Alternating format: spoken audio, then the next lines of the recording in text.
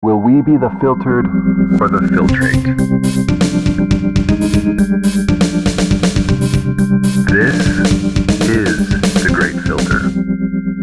But in the end, one needs more courage to live than to kill himself. Albert Camus. I think that's a very relevant quote. I wanted to kind of make the point that, right, it says, in the end, one needs more courage to live than to kill himself. And of course, you've heard people, say things that kind of, especially talking about suicide specifically, say things that resonate with that. But in talking about us, the human collective together, there is a relevance here. There's and it might not be completely obvious, and it may very well be something that, that I just saw in it. But before we get moving, I wanted to kind of talk about this really quick because I find it interesting. Okay, now to illustrate what I'm seeing in my mind here, I'm going to make a couple of analogies. So just bear with me and follow along so I can, really kind of sketch this out. And now we've all seen, the caricatures and the cartoons of somebody leading a donkey with a carrot on a stick. It's a pretty common symbol used in a lot of different stories and metaphors. But I'm going to kind of still that for a second and use it in a bit of a different way. I'm going to put a twist on this. Now, I don't think too many people are going to disagree with me if I say that we now live in a world where our life, our literal capacity to obtain sustenance, the things we need to live, for our bodies to work correctly, our life, our health, our mental and physical wellness, our happiness, fulfillment, everything that is important to us as humans, everything that we have or hold as having value, has been hijacked and sealed off behind a paywall. It is nearly impossible to live without money. I mean, even according to Maslow's hierarchy of needs, right? Even some of your most basic necessities in order to feel like you are a living human being, shelter, for instance, you need money to have a place to live. You absolutely need money. In fact, it has gotten to the point to where you cannot set a place up to just live and, out in the desert or anywhere. You can actually get ticketed. The homeless downtown that put up tents, they don't have homes. They get ticketed for quote unquote urban camping. It's pretty ridiculous. It's one of the most frustrating things about what we have done here. As a people, we have constructed this very solid and impenetrable paywall and put everything that life requires behind it. You have to pay for everything. That is how we have designed our world. Now, an economist would say, well, this is a good thing. There's a lot of reasons for it, and some of their arguments are valid, given, right? I'm not going to argue against the necessity of putting these different pay systems, or I guess barriers between people and what they need to survive in order to keep the economy healthy. Of course you do. You absolutely do. But therein lies the problem. And the problem is much more insidious than I think most people understand. And this is why. Don't worry, we're going to get back to the carrot and the stick, but I just need to set this up really quickly. So if you have not heard of Maslow's hierarchy of needs, Abraham Maslow was a psychologist, and he designed what is called the hierarchy of needs. Now, these are basic needs that humans have to first survive. So you have your basic needs, which are your physiological needs. So food, water, sleep, warmth, rest, and then you have safety needs. It's a second tier up, security, safety, shelter. Okay, these are the needs that you need to feel safe. You need to feel protected from the world around you. And then once you have those established, you jump up to the next tier, the third tier, which now goes from basic needs to psychological needs. So your first level of psychological needs are needs of feeling belonged, right? Needs of feeling loved, accepted, okay? Intimate relationships, friends, families, that sort of a thing. And the next psychological rung up is esteem needs. We need to feel appreciated, accepted. We need to feel accomplished. We need to feel recognized for what we do. These are needs that we psychologically need to be, feel good. And then the next step up is needs of self-fulfillment or self-actualization. And these are needs like achieving great achievements, fulfilling your potential, becoming your best self. Now, Maslow's hierarchy, which is often depicted, as being a triangle or a pyramid, it's interesting to note that our needs as humans are radically different from the needs of the market. And this is kind of where I'm going. When we exchange money for foods and goods and services, there is a fundamental shift in needs that there is a conversion, okay? There's a conversion that happens between our needs as humans into the needs of the market. Now, any sufficiently complicated system, in order to survive, has needs. The market's needs are objectively contrary to the human's needs. Not only that, but it converts human needs into its needs in a way that actually hurts us.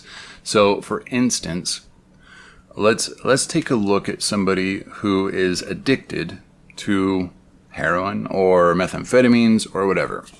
Now, that person's natural drives, okay, their natural drive has been hijacked by the chemical. And because the drugs are illegal, they need to find a way to get that money, because the money is the all-powerful substance, right? It's the omnipotent sort of, it really is kind of a god, right? It's a little mini god. It's got the power to be converted into anything that is of value. That alone, that right there, is the need of the market. Now, the junkie's need is instantaneously converted into the market's need. So, in fulfilling his own, neurochemical needs, just the simple fact that money exists is altering his motives. It's switching from the natural, supply of possibly growing poppies or whatever you would need to do to naturally obtain the substance, to an investment into the market's needs. So right there we see a conversion from a human's needs. Never mind that it's an artificial need, that it's a need that's been brought about because of their addiction. It is still a need that person has, and it has been converted into the market's needs. Now let's look at the needs of a chemist, a researcher that works for a pharmacology company, right? Somebody that produces chemicals and medications to be used in medicine. Now, let's say that the company has spent a lot of money investigating a series of medicines, or I guess potential medicines. And a sort of chain reaction happens. The company's not doing well, so the investors are freaking out and, having conferences with the board, and there's, meetings with the CEO and the CFO and just a bunch of different big players in this company. And they decided that money needs to come from somewhere. So these guys are frustrating that they're not making money. Something needs to happen. This product needs to get on the shelves, no matter what the cost. Well, where does that decision come from? That is a need of the market. That is not a need of the human. The company itself is almost like a node in the market intelligence. It's almost like its own little entity within the larger market entity. And it needs to survive, right? The company has to survive. So the needs of the market now take over and drive the management to kind of come down on the research team. And the research team, instead of them fulfilling the needs of the customers and the needs of their own psychological well-being, are now moved to fulfill the market's needs. Now they have to, they're being pushed to kind of fudge numbers a little bit, or kind of make the research just a little bit more open to interpretation. So that happens. Well, that's the market's needs causing that to happen. That is not the human's needs causing that to happen. So we have a conflict of needs. This happens everywhere. This isn't, here and there. We could spend all day going over different situations and showing how the needs of the market affects our decisions daily, okay?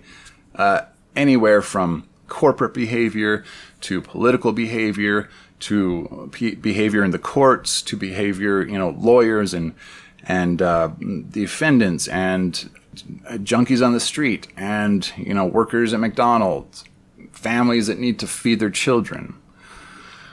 The market's needs, no matter how contrary they are to the human's needs, have infected everything. And this is because of one simple thing, and that is because we have constructed this paywall, and we have put everything that is necessary behind it, and you absolutely need money to get to it. Current big example is the moratorium that the CDC has put on rent, that you cannot evict anybody for not paying rent right now. This is actually a unique case where the needs of the human are being displayed out loud in front of everybody. The needs of the human against the needs of the market. There is a conflict. We have realized that so many people are going to lose their homes and be cast out and put on the streets if we don't do something about this. Now, there are two very crazy sides to this, and both sides have good points, but only under the context of the needs of the market. In that, our current world is so fixated and so attached and so deeply rooted into what the market needs to survive, it is a bad thing to let them not pay rent. However, from the perspective of, humanitarianism, of having some sort of heart for those around us, forcing them out of their homes in droves is a bad thing also. So the fight really is over. Is the market more important, or are these humans more important? And that's what it's come down to. Now, of course, it's easy to say humans are more important in this situation. And I agree, except that there's also market stability. Once the landlords start going out of business and those places go into foreclosure, people are going to be having to leave their places anyway because the banks are going to foreclose on the properties. It's going to cause just echoes throughout the market that are going to affect all sorts of different things because we are so attached to it, because we are so anchored into the needs of the market, and we are so used to setting the needs of the market above our own needs. And this last example kind of puts a pin in this. And let me explain why. So the market has a proto-mind, okay? It is a mind. It has needs, it has wants, it has desires, and it has drives, it has motivations, things that it wants to accomplish.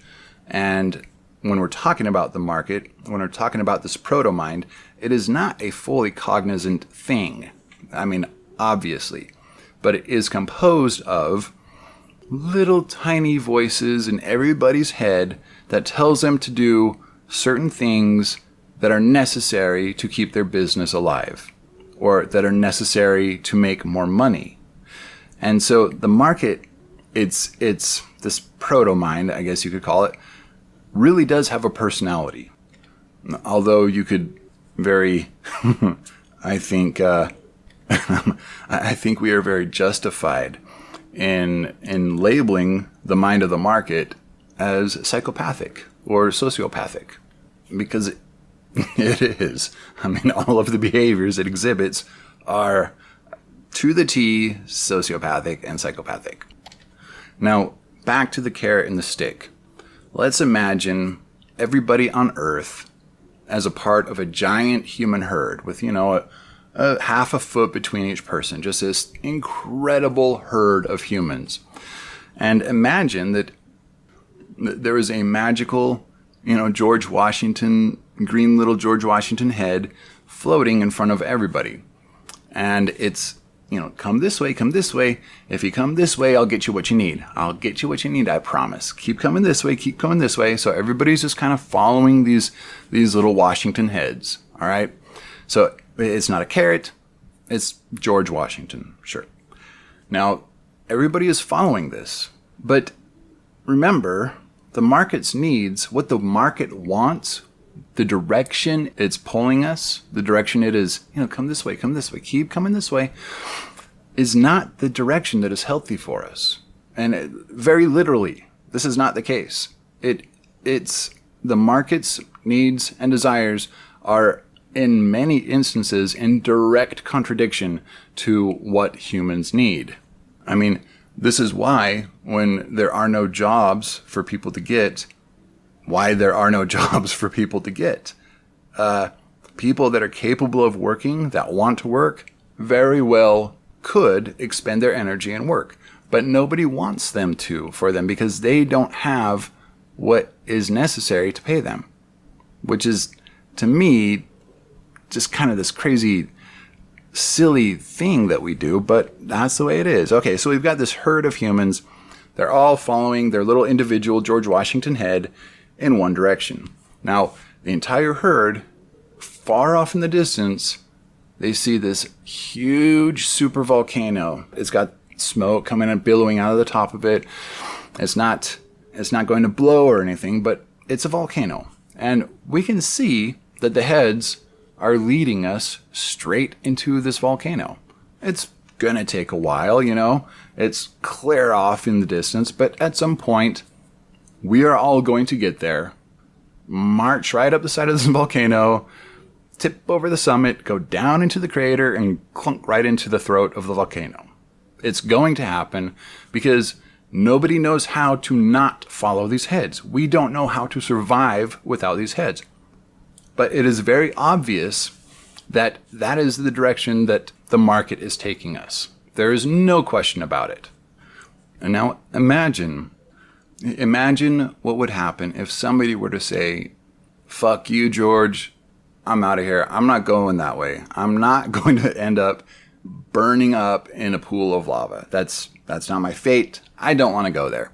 So he takes a hard left and starts, laterally trying to move through this herd of humans.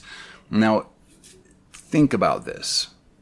I mean, really think about this. How difficult would it be to maneuver through a herd of humans just full power forward, going straight for this thing.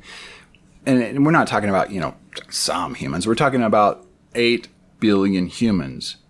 This is the force. This is the momentum that this huge herd of creatures has, just moving straight for this volcano. It would be very near to impossible. I honestly don't think anybody would be able to get out of this. It would be akin to trying to cross a river at the rapids. It's just not doable. And not only is it not doable as far as, trying to go either against or traverse laterally through the momentum of this herd, it's not doable in the same sense that once you stop following old George, you immediately cease receiving what you need to sustain your life. So if you're going to do this, if you're even going to attempt to do this, you're going to have to, take a few steps sideways and go forward for, a few steps sideways and go forward for a few steps, which is just, that's not going to get you there either. It is an impossible situation. And yes, this is a symbolic expression of what we are doing. Okay? I don't think there is a human alive that doesn't understand this concept, that doesn't understand that there is no amount of there are no amount of laws or regulations or any sort of legal coercive motion that can be put into place that would stop the negative effects of the market. You can say embezzling is wrong and make it against the law, but has that stopped it? You can say that bribing political officials is against the law. Has that stopped it? You can say drugs are against the law. Has that stopped it? In some cases, it's made it worse. Actually, in a vast majority of the cases, because once something is illegal, it becomes more valuable. And once something is more valuable, the market fucking wants its fingers in it. The market doesn't give a shit what is right and what is wrong, what is legal and what is not. You kidding me? This should be some of the most basic common sense any human being has. We all understand this, right? We all understand that it's not cool that people are losing their homes. We all understand that it's not cool that people are getting sued for debts that they never fucking owed. This is not fair shit. It's not cool, and it's not fair that pharmaceutical companies sell bad medicine. It's not fair that food companies put shitty stuff in our food. Yellow number 5, they put all this processed stuff in it that causes problems. But why does this stuff happen? Because the market demands it. It's the cheaper alternative. So, I just realized that the script I wrote for this episode, we're like a fourth of the way through it. So I think this may very well be a multi-part episode because we're at like 25 minutes already. But so I think that this is a good stopping point here. Are we going to cause our own extinction? That's a really good question. And the fact that it would almost be impossible to nick out these negative influences of the market, to get rid of them, to extract them and keep the market, I think is a very big part of the picture here. Because all these extra things cause us to expend more energy to either deal with it or fix it or clean up after it, whatever the case is. And in the next episode, we're actually going to go over categories of possible global suicides. Initially I wanted to talk about intentional and accidental things that happen, but as I began to organize this, it seemed that intentional and accidental is far more peppered throughout the entire a landscape of possible global suicides. So it wasn't really something I could use to organize this. So I've reorganized it, but yeah, we're gonna go over that. This all weaves into each other nicely. So we're going to talk about a few other things, and hopefully we can come to some resolution as to what the chances are that we will cause our own extinction.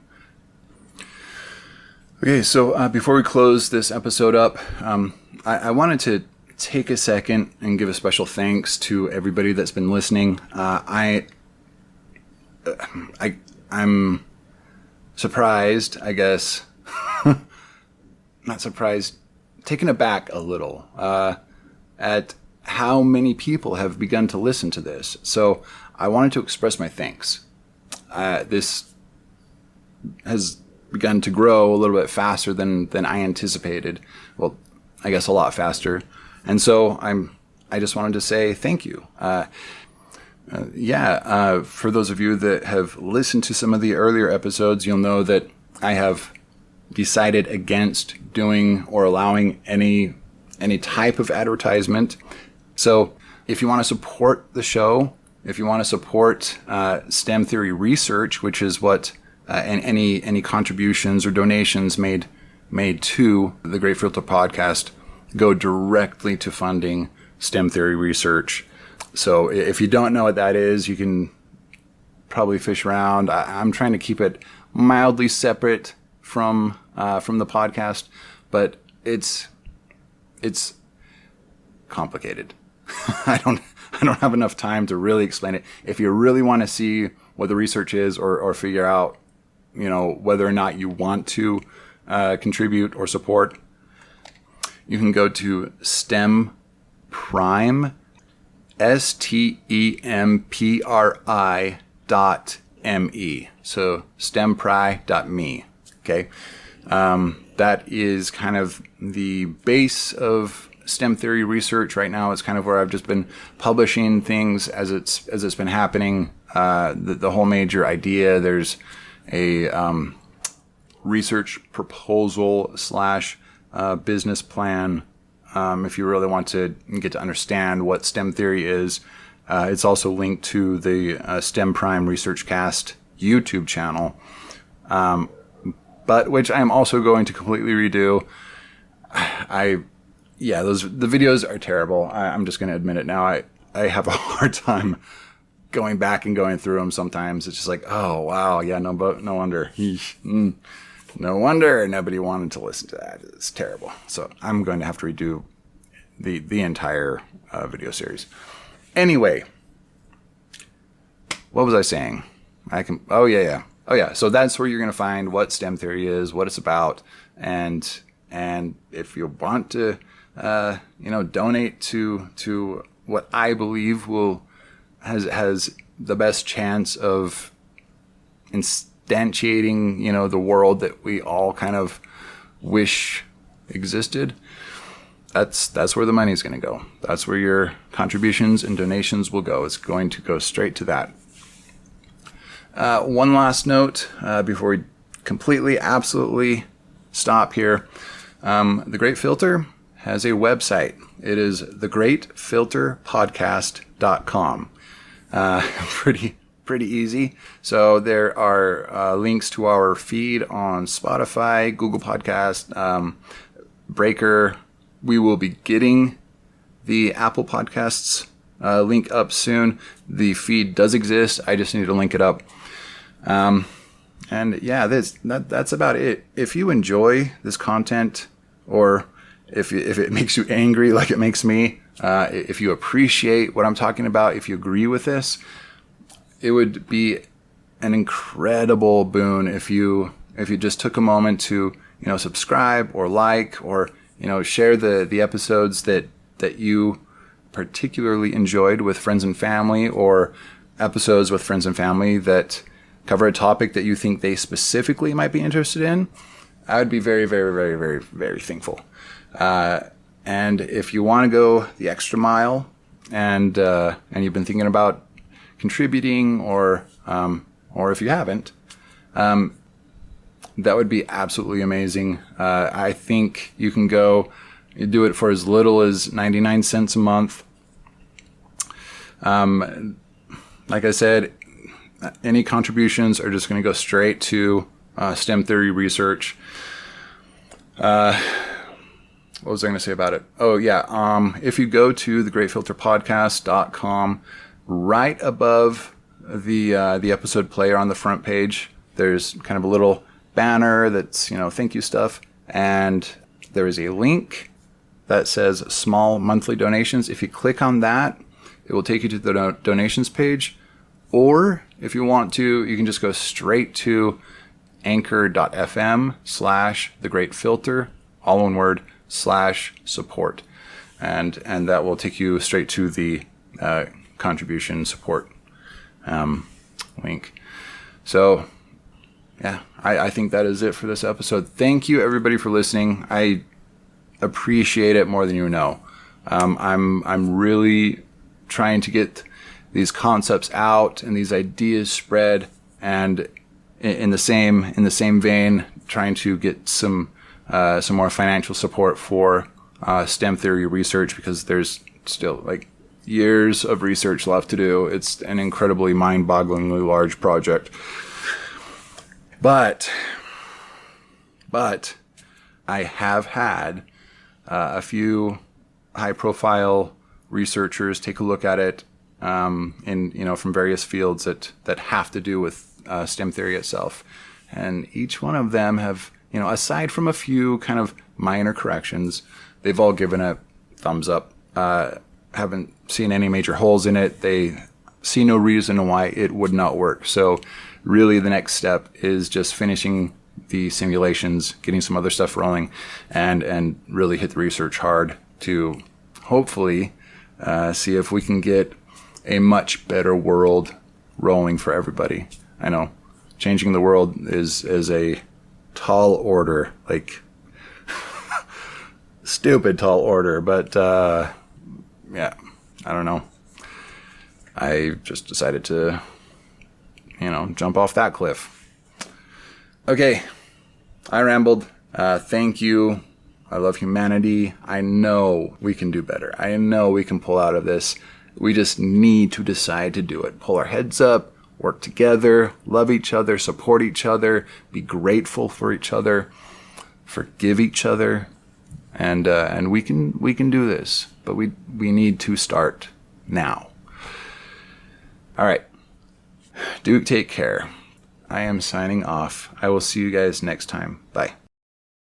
In the interest of transparency, the Great Filter Podcast is a PhobosTech production. All proceeds go to funding the STEM Theory Research Project and other PhobosTech research endeavors. If you enjoyed this episode, please show your support by sharing, liking, and subscribing. You may also help support our efforts with a small monthly donation. Thanks.